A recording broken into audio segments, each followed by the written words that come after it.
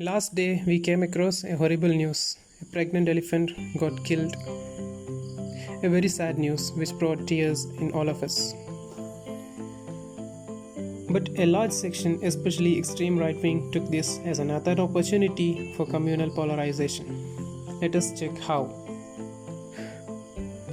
Let us look at the facts first. Some of the facts related to this incident.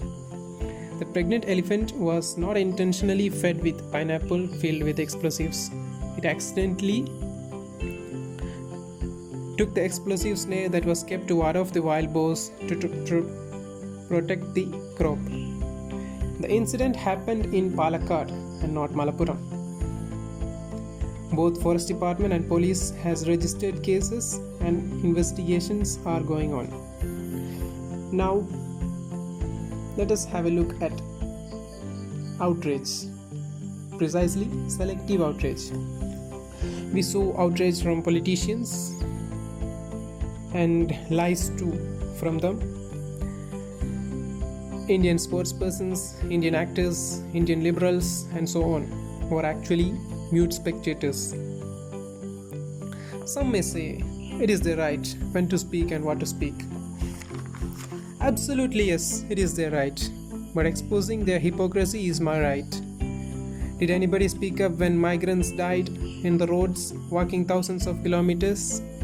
Did anybody speak when the migrants starved to death without food and water? Did anybody speak when the mob attacked people in the name of religion they believed, the caste, or the ideology they believed? No, a big no. Oh, okay, it is their right, yes. Coming to BJP leaders' comments. Some said it is done by left Muslim jihadis. Some said it happened in Malappuram. Why? Simple, because they are shedding their anger towards the Kerala smart people who always rejected RSS or BJP. And of course, Malappuram is a Muslim majority area. Understandable, quite understandable.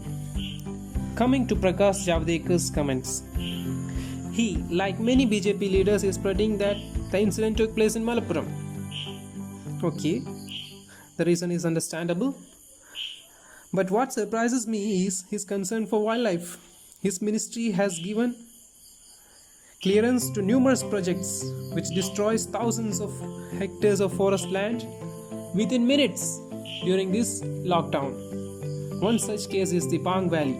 The ministry gave permission to clear off 2.7 lakh trees. You heard it right, 2.7 lakh trees from 1,150 hectares of forest land for a hydroelectric power project. And this would kill the entire biodiversity of that area, which is home for thousands and thousands of endemic and rare species. So the things are clear. Their concern is not for the animal that lost life, or the wildlife, or the trees, or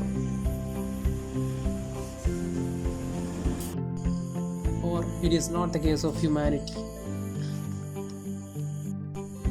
They took this as another opportunity to spread hatred and communal polarization. So, thank you for watching.